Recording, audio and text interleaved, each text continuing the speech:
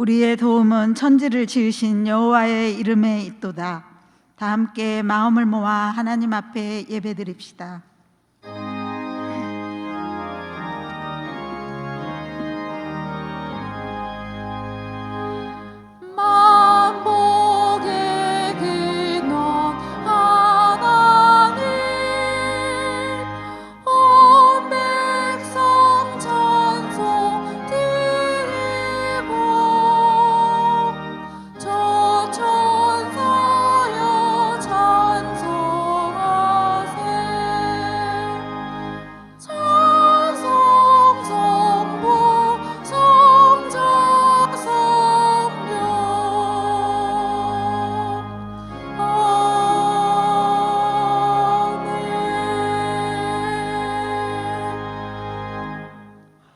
여호와를 자기 하나님으로 삼은 나라 곧 하나님의 기업으로 선택된 백성은 복이 있도다.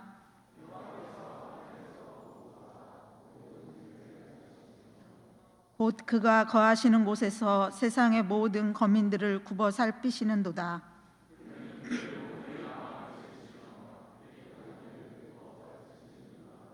많은 군대로 구원 얻은 왕이 없으며 용사가 힘이 세어도 스스로 구원하지 못하는도다.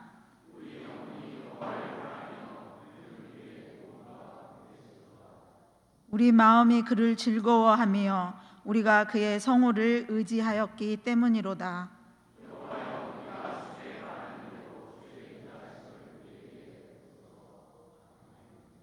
다 함께 죄의 고백을 드리시겠습니다. 사랑의 주님, 지난 한 주간을 돌아보면 저희들의 허물과 죄악이 너무 많아 얼굴을 들 수 없습니다. 말로 다할 수 없는 사랑을 받았지만 사랑받지 못한 자같이 살아왔고 감사할 일이 너무나 많음에도 불평불만으로 감사를 소멸하였습니다.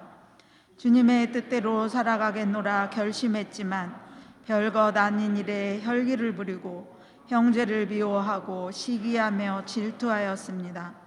아무것도 이룬 것이 없으면서도 뭔가 이룬 양 교만하게 살아왔습니다.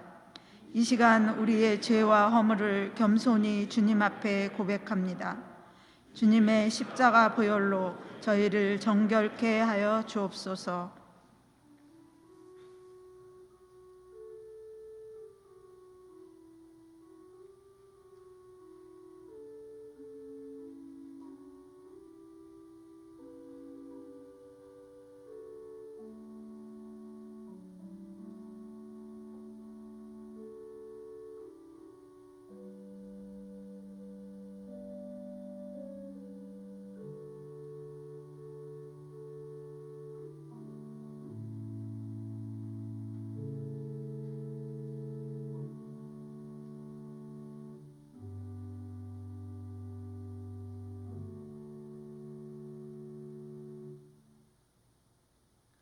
하나님은 자비가 넘치는 분이셔서 우리를 사랑하신 그 크신 사랑으로 말미암아 범죄로 죽은 우리를 그리스도와 함께 살려주셨습니다. 여러분은 은혜로 구원을 얻었습니다.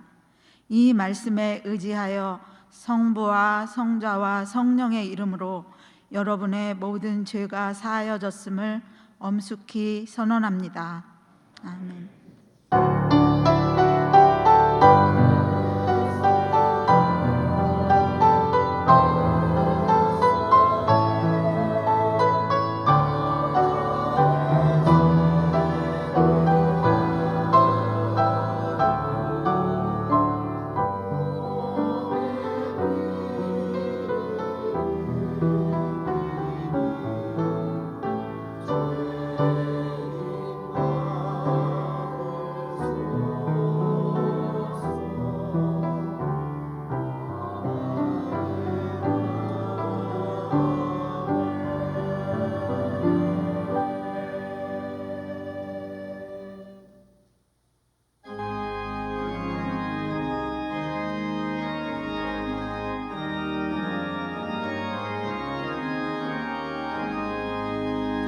십자가를 내가 지고 주를 따라갑니다.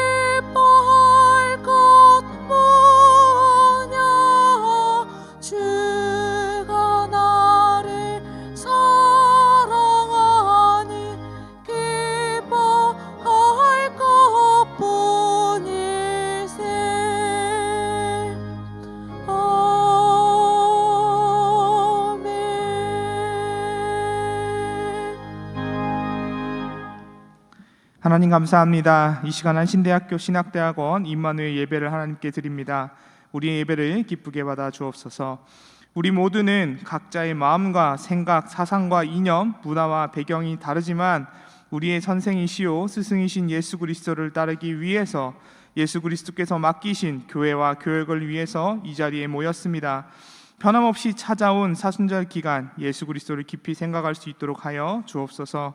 그리하여 우리가 변함없이 신실하신 예수 그리스도를 쫓아 살아가는 사람들이 되게 하여 주옵소서. 하나님, 이 땅에 만연한 차별과 억압, 전쟁과 다양한 형태의 약탈을 거두어 주시옵소서. 가난한 질병과 난민과 사회적 약자 등 다양한 영역에서 하나님의 정의와 공의가 선포되게 하여 주옵소서. 바로 우리가 그곳에 나아가서 하나님의 정의와 공의를 선포하게 하여 주옵소서. 주님, 우리를 통하여 이 땅에 하나님의 정의를 선포하게 하여 도와주옵소서. 주님, 깨어진 자리가 회복되고 폭력으로 얼룩진 자리에 화해와 평화가 임하게 하여 주옵소서. 주님, 우리는 지난 주간에 신앙수련회를 진행하였습니다. 헤세드, 한결같은 사랑으로라는 신앙수련회 주제를 통하여 하나님께서 한결같은 사랑으로 하나님의 방법대로 하나님의 나라를 실현해 가고 계심을 목격하였습니다. 그리고 그 목격 속에서 목회 현장의 과제를 인식하고 새로운 꿈을 마련할 수 있는 시간을 가졌습니다. 그 신앙 수련회를 통해 만난 사랑을 발판으로 삼아서 하나님의 사역에 성심성의껏 동참할 수 있게 하여 주옵소서. 이제 다시 돌아와 치열한 학문의 자리로 돌아갑니다. 그리고 신학의 길에 정진하려 합니다. 우리에게 하나님을 힘써할 수 있도록 신학의 길을 열어주시옵고 지혜를 더하여 주시옵소서. 오늘은 우리의 선배이시자 서귀포 중앙교회를 담임하시는 이상호 목사님을 모시어 무엇을 먹고 사나라는 제목으로 말씀 듣습니다. 하나님 말씀 대언하시는 이상호 목사님에게 성령 하나님 함께하여 주옵소서. 하나님께서 이상호 목사님을 통하여 선포하게 하시는 말씀이 오늘 이 자리에서 신학을 공부하는 우리에게 필요한 말씀이 되게 하여 주시고 영적 지적 통찰이 일어날 수 있게 하여 주옵소서. 우리를 한결같이 사랑하시는 예수 그리스도의 이름으로 기도드립니다. 아멘.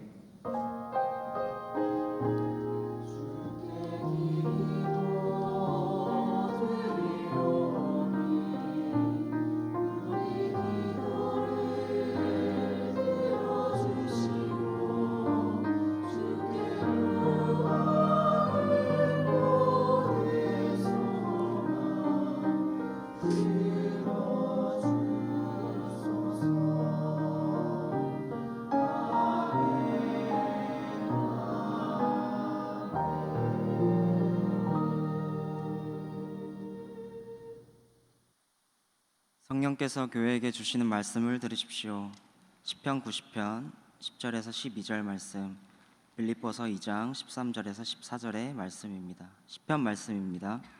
우리의 연수가 70이요 강건하면 80이라도 그 연수의 자랑은 수고와 슬픔뿐이요 빠르게 지나가니 마치 날아가는 것 같습니다. 주님의 분노의 위력을 누가 알 수 있겠으며 주님의 진노의 유세를 누가 알 수 있겠습니까? 우리에게 우리의 날을 세는 법을 가르쳐 주셔서 지혜의 마음을 얻게 해주십시오. 빌립보서 말씀입니다. 하나님은 여러분 안에서 활동하셔서 여러분으로 하여금 하나님을 기쁘게 해드릴 것을 염원하게 하시고 실천하게 하시는 분입니다. 무슨 일이든지 불평과 시비를 하지 말고 하십시오. 주님이 주시는 말씀입니다. 아멘.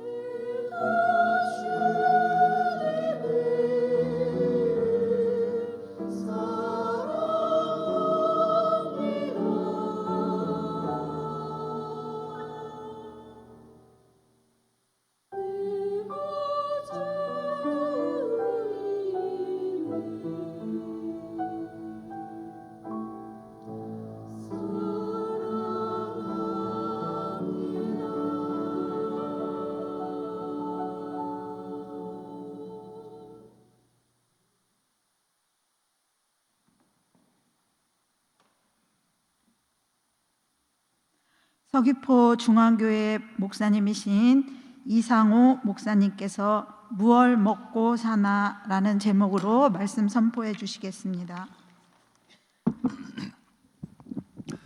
반갑습니다.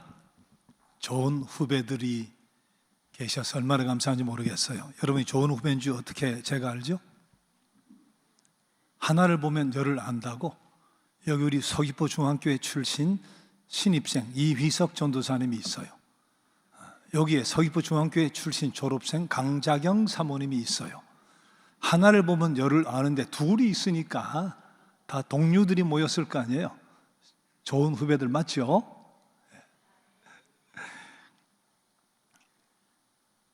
오스트리아 비엔에 빅터 프랭클이라고 하는 신경정신과 의사가 있었어요.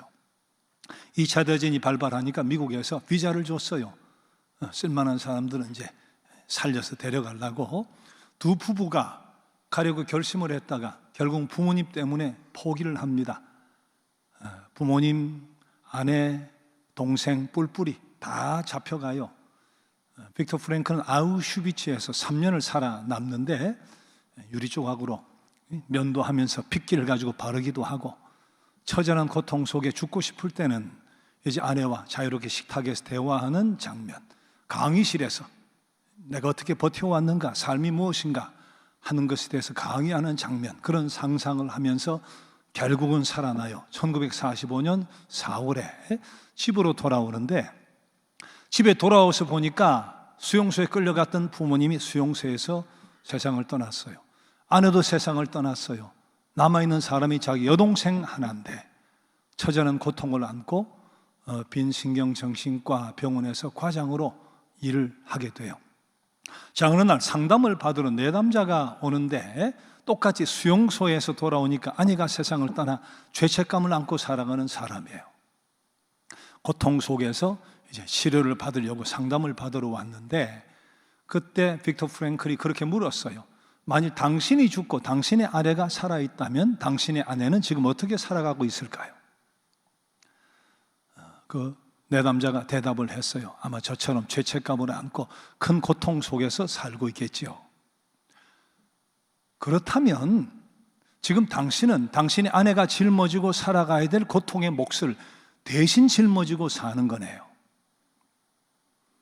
앞으로 천국에 가서 만날 그날을 기다리면서 그때 어떤 이야기 보따리를 풀어놓을까 생각하면서 그렇게 살아보시지요. 아니, 아내가 짊어지고 살아가야 될 이 고통의 몫을 내가 대신 지고 살아가고 있다? 자, 그렇게 생각하니까 죄책감도 덜어지고 살 용기와 소망이 생기더라는 거예요. 이런 여러 사례들을 모아서 결국 로고테라피, 의미요법이라고 하는 새로운 상담의 장르가 펼쳐지는 거죠.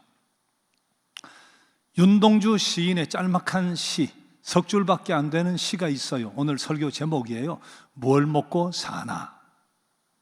내용이 이렇습니다.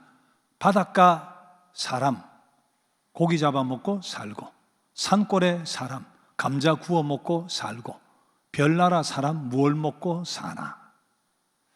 윤동주 시인이 의미했던 별나라 사람이 누굴까? 윤동주 시인이 신실한 크리스찬이었으니까 저는 그리스도인을 지칭하는 것이다. 저는 그렇게 해석을 하면서 저를 생각을 해봤어요. 아, 그래, 목사도 밥 먹고 생선 먹고 감자 먹고 살지만 별나라 사람인 목사는 뭘 먹고 사나? 목사는 의미를 먹고 사는 거다. 제가 부교육자들에게 늘 하는 이야기예요. 목사는 밥 먹고 사는 사람이 아니라 밥도 먹어야 되지만 의미를 먹고 사는 사람이다. 제가 담임 목사 38년째예요. 담임 목사로 38년째예요. 놀라지도 않네. 자, 군목도 했고 개척도 했고 미국에서 이민 목회도 했고 서울에서도 했고 이제 마지막 제주에서 목회를 하고 있는데, 장관, 국회의원, 정치하는 사람도 만나봤고 교인으로서 드라마 주연하는 연예인도 만나봤고 사람들이 부러워하는 사람들도 만나봤고 준재벌도 만나봤어요. 저들이 다 행복하던가? 그럴 수도 있고 그렇지 않을 수도 있더라.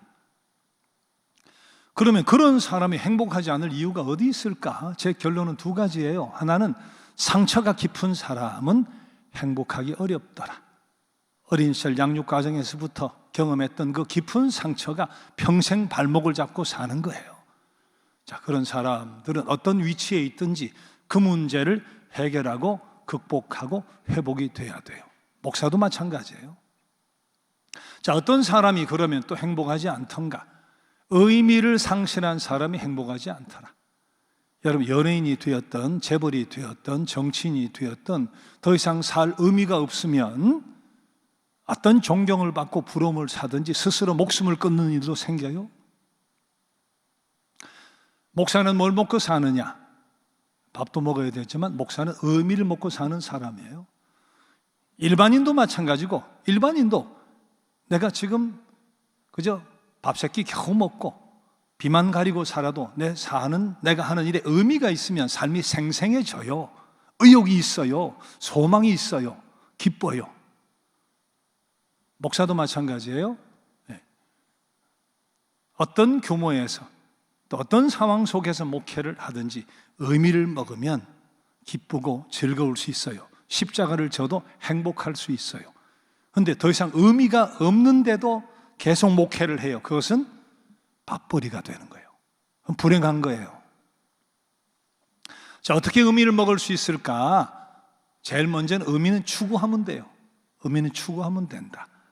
여기 계신 분들은 적어도 그 에이브람 매슬로우의 욕구론에 대해서 이미 알고 있거나 앞으로 틀림없이 알게 될 텐데, 제 5가지 욕구를 이야기했단 말이에요. 제일 먼저 생리적인 욕구, 기초적인 physiological needs라고 하는 거.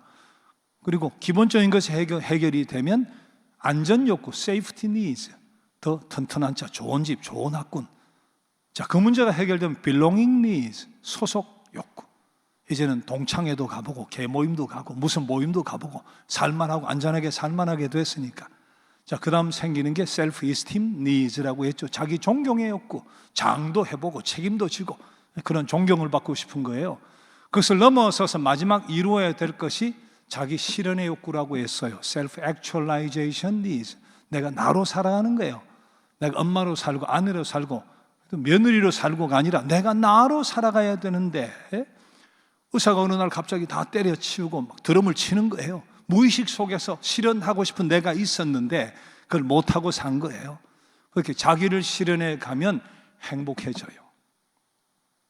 자, 그런데 신앙인은 그것을 넘어서는, 에이브람 매슬로우가 한 이야기는 아니지만 넘어서는 욕구가 있어요. 우리가 추구해야 될 그게 뭐예요? 그것을 신앙적인 자아 실현의 욕구다, 그렇게 표현할 수 있어요. Spiritual self-actualization needs. 신앙적인 자아 욕구는 뭐겠어요? 나를 향한 하나님의 기대가 무엇인가, 뜻이 무엇인가 하는 것을 생각하고 그것을 이루어 드리는 거예요. 오늘 빌립보서 2장 13절, 우리 이제 개정판을 보니까 우리가 보는, 교회에서 보는 성경에는 이렇게 돼 있어요. 너희 안에서 행하시는 이는 하나님이시니 자기의 기쁘신 뜻을 위하여 너희에게 소원을 두고 행하게 하시나니. 하나님 우리를 부르셨는데 소원을 가지고 계신다. 우리에게 소원을 두고 계신다. 나를 부르셨을 때 그 뜻과 기대와 나를 향한 소원이 무엇일까? 그것을 붙들고 사는 거예요. 그것을 붙들고 살면 성공 실패의 기준이 달라져요. 우리가 일반적으로 성공의 기준은 나에게 유익하고 내가 잘 되면 성공이고 나에게 불리하고 잘 안 되면 실패인데, 이런 의미를 추구하고 살면 성공 실패의 기준이 달라져요. 자, 바울 사도가 로마 옥중에서 빌립보 교회에 편지를 쓰는데 착고에 갇혔단 말이에요. 쇠사슬로. 복음이 중단됐어요. 복음을 선포 못하니까 실패해요. 그런데 경쟁자들은 그 순간 세력을 확장하려고 애를 쓰고 있는 거예요. 어떻게 보나 실패인데 바울 사도가 뭐라고 이야기를 해요?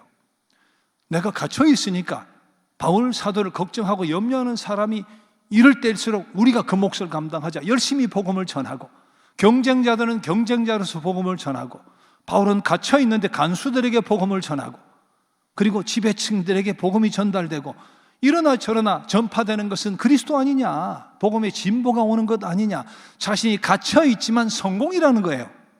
성공과 실패의 기준이 달라진다. 그래서 내가 기뻐하니까 여러분도 기뻐하라고 이야기하잖아요. 그런 세계가 분명히 있어요. 자, 또 한 가지는 의미를 그렇게 추구하는 방법이 있는데 의미를 부여하는 방법도 있어요. 들어본 이야기일 텐데 청소하는 청소부가 말이지 아주 자신의 신태를 한탄하면서 그렇게 절망 속에 있더래요. 누군가 이야기를 했다는 거 아니에요. 왜 그렇게 생각하느냐고. 당신은 하나님이 창조하신 아름다운 세상의 한 모퉁이를 아름답게 하고 있는 것 아니냐. 어떤 상황 속에든 의미를 부여하면 의미가 되는 거예요.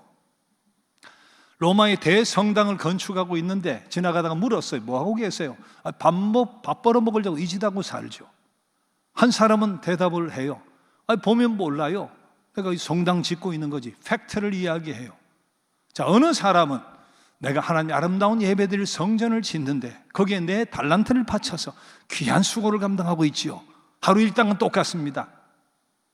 그러나 누가 행복해요? 그 일을 하면서도 의미가 부여된 사람이 있잖아요. 하나님 위해 예배드릴 아름다운 성전을 짓는데 내 달란트를 투자해서 거기에 내가 한 몫을 하고 있단 말이지. 여러분, 김춘수 시인의 꽃이라는 시가 있어요. 내가 그 이름을 불러주기 전에는 그는 다만 하나의 몸짓에 지나지 않았다. 내가 그 이름을 불러주었을 때 그는 나에게로 다가와 꽃이 되었다. 가만 냅두니까 그냥 몸짓 하나인데, 단순한 몸짓 하나인데 이름을 불러주니까 꽃이 되다라는 거예요. 의미는 부여하면 의미가 되는 거예요. 파출부를 해요. 우리 교인들도 요새 생활 보조하는, 활동 보조하는 거 있잖아요. 장애인들. 자, 그 사람들은 대부분이 그렇게 생각하겠죠. 예수 잘 믿는 사람, 품성 착한 사람, 그래서 내가 좀 편안하고 팁도 주고 말이지. 그런 집에서 일했으면 좋겠다. 누구든지 그런 생각을 당연히 할 텐데 다 그런 집만 만날 수 있습니까? 까다로운 사람, 신경질 내는 사람, 짜증 내는 사람. 그때 우리가 생각해야 되는 건 뭐예요? 하나님이 나를 왜 이 사람에게, 이 가정에 보냈을까? 어두움을 빛으로 바꾸어 놓으라고 나를 보내지 않았을까? 의미는 부여하면 의미가 되는 거예요. 목회도 마찬가지예요. 언젠가 그 신문에 그렇게 났어요. 한국 직장인들의 89.5%가 이직을 생각하며 일하고 있다. 그걸 실천하는 사람도 있고 생각만 하고 그냥 눌러서 일하는 사람이 더 많겠지만 89.5%가 이직을 생각하며 직장 생활하고 있대요. 목회도 그러면 안 돼요. 목회 밥그릇 큰데 뭐 더 존경받는데 뭐 내가 더 인정받는데, 아니, 하나님 나를 보내주시면 그곳이 내 소명의 자리에, 거기 의미를 부여하면 되는데, 그 의미를 먹고 살면 되는데, 그게 사실은 목회거든요. 진지를 사수해요. 진지를 하나님 어느 곳에 보내주든지 내 진지다 말이지. 때가 되면 하나님이 알아서 강권적으로 필요하면 나를 내모시기도 하고 새로운 삶의 터전으로, 새로운 사역의 터전으로 하나님이 인도해 주세요. 그때를 기다리면 하나님이 쓰시려고 부르셨기 때문에 그렇게 하나님이 일하세요. 그때까지는 그것에 의미를 부여하고 내 진지로 삼고 최선을 다해서 의미를 먹고 살아야 돼요. 철가방 김우수 씨 이야기 여러분 들어봤을 거예요. 어려서부터 공납금도 못 내고 고아가 돼가지고 말이지, 수업료 안 가져왔다고 혼나고 말이에요. 불 질러버리고 죽어버리자. 실제로 가게에 불을 질렀는데 자기는 죽진 않고 감옥에 잡혀갔어요. 면회도 한 번 안 오는 사람, 편지 한 번 안 오는 사람, 정말 외톨이. 어느 날 이렇게 잡지를 보다가 이 고아 소녀 같은 아이들이 뭐 도와달라고 하는 그 글을 봤는데 마음에 감동이 되어서 작업해서 얻은 돈을 좀 보냈어요. 편지가 왔어요. 평생 처음 받아보는 편지. 고맙다는 거예요. 아저씨 고맙다는 거예요. 그걸 읽는 순간 눈물이 흐르기 시작하면서, 똑같은 작업입니다. 원해서 하는 작업이 어디 있겠어요? 끌려가가지고 하는 거죠. 거기서 작업의 의미가 달라지는 거예요. 내가 이제 투자하고 보내야 될 대상이 생겼으니까. 똑같은 삶의 형편이고 처지인데 의미를 부여하니까 삶이 달라지는 거예요. 출소했을 때가 50세입니다. 뭘 했어요? 짜장면 배달을 했단 말이에요. 그때 월급 70만 원, 나이 50에 70만 원. 짜장면 배달하다가 승용차와 부딪혀서 결국은 사망을 하고 마는데, 자, 경찰이 기자들 데리고 그 단칸방 지하방에 가니까 요만한 탁자가 하나 놓여 있고 그 위에 성경책 하나 하고 자신이 후원하던 5명의 아이들의 사진이 있더라는 거 아니에요. 나이 50에 70년 짜장면 배달부를 해도 의미가 부여되면 삶이 달라요. 삶이 달라진다고요. 의미는 추구하는 것이기도 하지만 내 자리가 소명의 자리라 믿고 의미를 부여하고 살면 의미가 되는 거예요. 우린 그걸 먹고 사는 사람이에요. 자, 한 가지 더 정말 의미를 먹고 살아갈 수 있는 방법은 죽음을 의식하고 살면 돼요. 제가 20대 후반에 군목이 됐습니다. 40개월 단기를 하고 마쳤습니다만은 여기 배아섭 우리 목사님은 대령 출신이 군목 대령 꼭대기까지 올라가신 분인데, 근데 제가 짧은 세월인데 참 많은 경험했어요. 죽음을 여러 번 봤어요. 자살한 병사, 48-12중대는 포병인데 그 뭐 조그만 거, 조그만 만년필 같은 거 너무 통하고 나오는 거, 그거 훈련시킬 때마다 말이야, 이게 불발이라고 쳐다보지 말으라고 하는데 대학서 공부하다 온 애들도 하도 안 나오니까 쳐다보는 수가 있는데 그때 또 이게 또 탄환이 나오는 수가 있어요. 포탄이. 그럼 이게 철모에 박혀서 뚫질 못하고 박힌 채 즉사를 하고 그런 병사들을 봤어요. 젊어서부터 죽음을 봤어요. 여러분, 담임 목사 38년 했으니까 장례를 얼마나 많이 치렀겠어요. 교인들의 가족까지 적어도 위로 예배는 가야 되니까. 근데 그게 저에게는 어떤 의미에서는 은혜였어요. 장례 늘 있다고 기계적으로 하면 안 돼. 기계적으로. 그게 나에게 주시는 큰 은혜예요. 염하고 할 때 처음에는 목사가 다 했습니다. 우리 때는 눈 감겨주고 새벽에 전화 오면 사망하셨습니다, 세상 떠나셨습니다 하고 눈 감기고 입을 덮어드리고 그다음 목사가 했어요. 끊임없이 죽음을 보면서 나도 어느 날 저 순간이 온다. 나도 저렇게 눈 감는 날이 온다. 저렇게 인생이 끝나는 날이 온다. 정말 장례를 통해 받은 은혜가 커요. 여러분, 죽음을 생각하면 시시한 것에 매달릴 이유가 없어요. 죽음을 생각하면.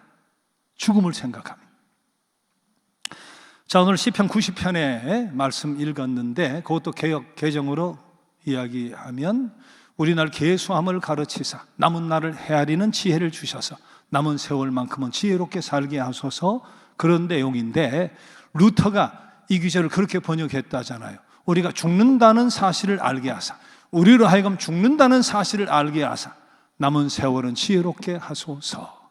그게 참 멋진 번역이에요. 우리가 죽는다는 사실을 알게 하사 남은 세월은 지혜롭게 하소서. 자, 그날이 언젠가 와요. 금방 올 수도 있고. 죽음을 의식하면 내려놓을 수 있어요. 죽음을 의식하면 내려놓을 수 있어요. 물질이든 명예든 무엇이 되었든 죽음을 의식하면 내려놓을 수 있어요. 그러면 의미 있는 삶을 살아요. 죽음이 얼마 남았는데 여러분, 한 달 남았단 말이죠. 어떻게 살겠어요? 의미 있는 것만 찾아 살 거 아니에요. 제가 서울에서 목회할 때 국립암센터에 호스피스 훈련을 6개월 받았어요. 그리고 호스피스 자격증을 받고 또 인턴도 하고, 참 잘하는 곳 많아요. 정말 신실하게 잘하는 곳이 많은데, 자, 마지막 남은 사람에게 봉사자들이 묻습니다. 뭘 도와드릴까요? 호스피스는 한 달 미만의 사람이 가는 거니까 뭘 하고 싶으세요? 하고 물으면 이제 이런저런 이야기도 하고, 어떤 사람은 내가 놀이동산에 내 애하고 어린애하고 한번 못 가봤단 말이지. 그럼 에버랜드하고 연결을 해가지고 119 911인가? 119죠? 거기서 차가 와서 세워서 본인은 못하지만 다 끼고 있지만 뒷문을 열어놓고 아이가 말도 타고 하는 것도 이렇게 누워서 보는 거죠. 마지막 소원을 들어드리는 거예요. 그 가운데 어떤 사람은 말을 안 하다가 머뭇머뭇하다가 마지막에 아내를 보고 싶다, 근데 이혼한 아내를 만나고 싶다, 그런 부탁을 하는 경우도 있어요. 연락을 했을 때 상대가 올 수도 있고 안 올 수도 있죠. 이혼했으니까. 근데 와주는 수도 있죠. 그럼 무슨 말을 하고 싶었겠어요? 그때는 다 네가 잘났다 내가 잘났다 하고 끝났겠지만 그 순간 무슨 말 하고 싶겠어요? 내가 미안하다는 이야기를 하고 싶은 거죠. 그때 내가 미안했다고 같이 울기도 하고 말이죠. 그래 정리하고, 죽음을 앞에 두면 자존심도 내려놓을 수 있고 다 내려놓을 수 있어요. 죽음을 의식하면.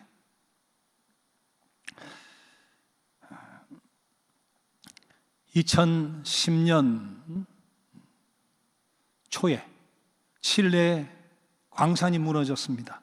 영화로도 나왔어요. 700m 지하에 33명이 갇혔어요. 2달 이상 갇혔어요. 전문적인 지식을 가지고 생존하려고 애를 쓰고 신앙을 가진 사람이라 믿음의 의지를 하고 전 세계의 장비들이 동원이 됐습니다. 땅을 파고 해야 되니까.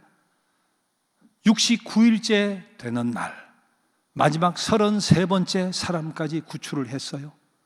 마지막 33번째 사람을 들어 올리는 그 순간 칠레 말로 그 수고하던 사람들이 미션 쿰플리다 그렇게 외쳤어요. 미션 쿰플리다. 사명 완수. 사명 완수. 자, 하나님 여러분 부르셨습니다. 왜 불렀어요? 우리는 이유를 몰라요. 왜 나 같은 것을, 나보다 10배, 100배 영향력을 끼칠 수 있는 세상에 사람 많이 있어요. 근데 왜 나를 불렀을까?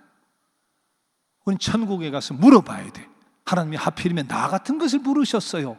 해결할 수 없는, 영문을 알 수 없는 은혜예요. 하나님 왜 나를 부르셨죠? 우린 그 이유는 모르는데 두 가지는 분명히 알아요. 하나는 값없이 나를 구원으로 부른 거예요.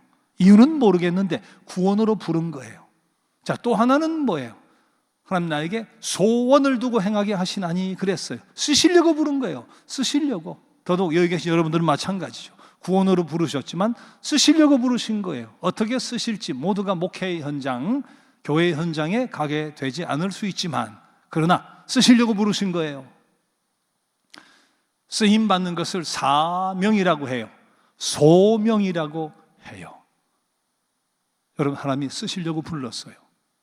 부르시는 그날까지 마음껏 쓰임 받되 밥벌이가 아니고 정말 의미를 먹고 가치를 먹고 보람을 먹고 마음껏 쓰임 받다가 마지막 순간 미션 쿰플리다, 사명 완수를 외치고 하나님의 품에 안길 수 있는 여러분 모두가 되시기를 주님의 이름으로 축복합니다. 기도드리겠습니다. 하나님, 영문을 알 수 없는 은혜를 저희가 입었습니다. 선지학교의 부르심까지 받는 특별한 혜택을 입었습니다. 왜 여기까지 인도해 주셨는지 우리는 그 이유를 알 수가 없습니다. 하지만 남다른 은혜를 받았다는 사실만큼은 우리는 잘 압니다. 구원에 감격해서 살고 나 같은 죄인 살리신 늘 노래하며 살게 하여 주옵소서.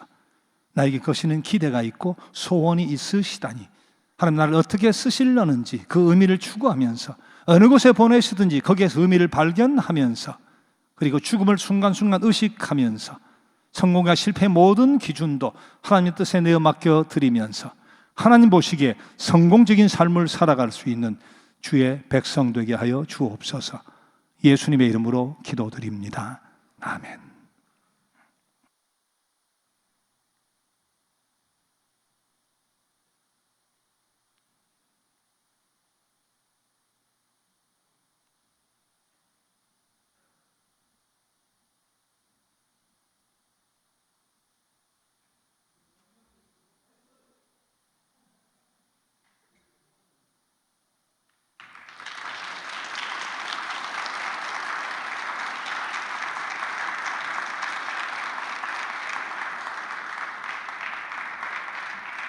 자, 신입생들은 학비 없이 이제 들어오게 됐잖아요. 그러니까 그 위에 선배들은 상대적으로 박탈감 내지는 속상함이 있으실 거예요. 그래서 우리 교회는 신입생들 말고 재학생들에게 꼭 혜택을 주십사 해서 오늘 드린 겁니다. 자, 일단 우리 2, 3학년 재학생들 위해 이달 말에 일단 4천만 원을 드리고 나머지는 순차적으로 여러분들 위해서 드릴 텐데 정말 귀하게 정말 복된 의미 있는 목회가 꼭 되시기를 주님의 이름으로 기원하겠습니다.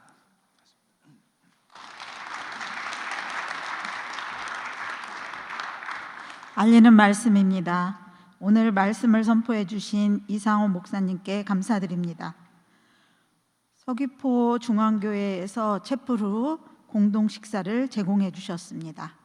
그리고 이제 총장님 나오셔서 오늘 우리와 함께 하신 내빈분들 소개가 있겠습니다.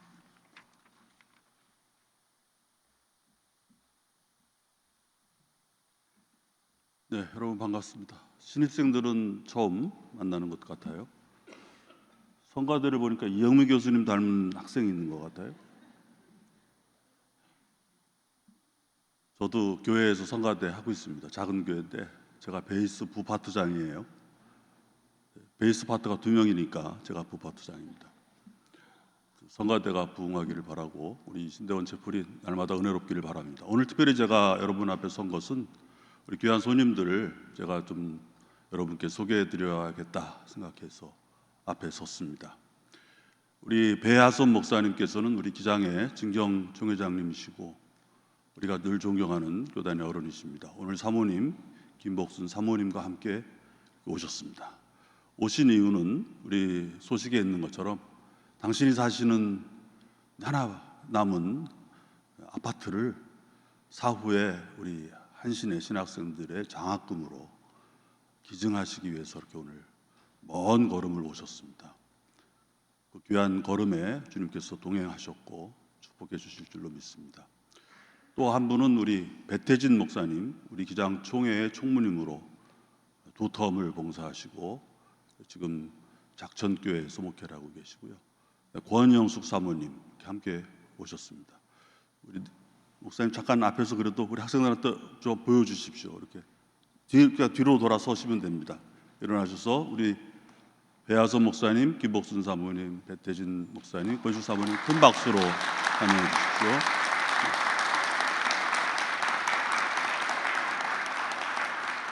이따가 1시에 우리 효촌 장학금을 수여받는 학생들 함께 약정식을 갖도록 하겠습니다. 우리 목사님께서 아마 여러분 지금 생활관 옆에 효촌관 아시죠? 그 효촌관을 기부하시고 효촌 장학금을 통해서 지금까지 수억 원을 우리 학교에 우리 후진의 양성을 위해서 내어놓으셨습니다. 하나님께서 귀한 뜻 잘 흡양하시고 받으실 줄로 믿습니다. 그 다음에 우리 서귀포 중앙교회에서 아침 새벽부터 물 건너 해외에서 오신 우리 손님들이시죠. 비행기를 타고 오셨습니다. 우리 제가 소개해 드릴 때 한 분씩 앞에 나와 서시면 좋겠습니다.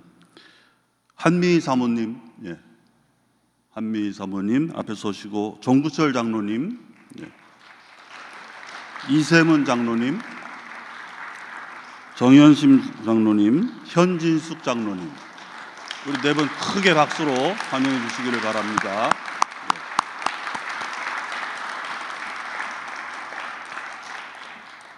우리 신학교는 교회의 기도와 그 사랑으로 유지됩니다. 우리 여러분 아시는 것처럼 전액장학금 운동도 하나님께서 시작하신 일인데 시작이 되고 있고, 확실히 우리 이상호 목사님 저하고 군목 44기 동기신데요.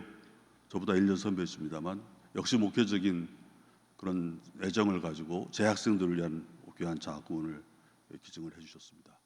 여러분 아시는 것처럼 오늘 2시에는 우리 신대원 생활관 기장 선교센터가 기공 예배를 드립니다. 7월 말까지 완공해서 여러분께서 더욱 영성훈련과 또한 배움과 삶의 공동체를 이루어갈 수 있도록 그렇게 될 겁니다.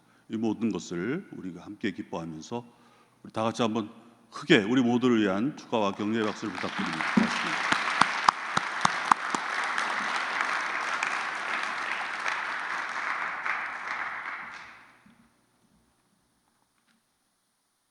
내일 채플은 생태신학회와 총회 생태운동본부 주관으로 씨프림 예배로 드립니다. 논문 특강 안내입니다. 3월 29일 내일인데요. 오후 4시 20분 2308에서 있습니다. 그리고 총장님께서 말씀하셨는데 네, 제가 빠르게 다시 한번 말씀드리겠습니다.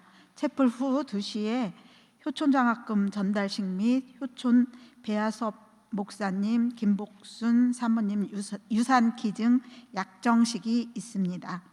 장학금 전달식은 점심 식사 후 1시 장공관 3층 2311에 있으니 수혜 학생은 반드시 참석해 주시기 바랍니다. 우리 대학 생활관 앞 주차장에서 선교센터 리노베이션 기공 예식이 채플 후 2시에 있습니다.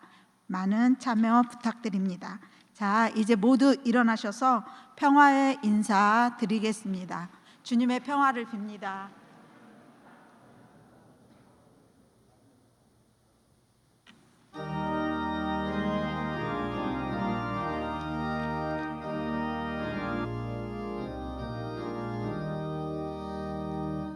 내 주의 보혈이 정하고 정하다 내 죄를 정케 하신 주 나오라 하신다.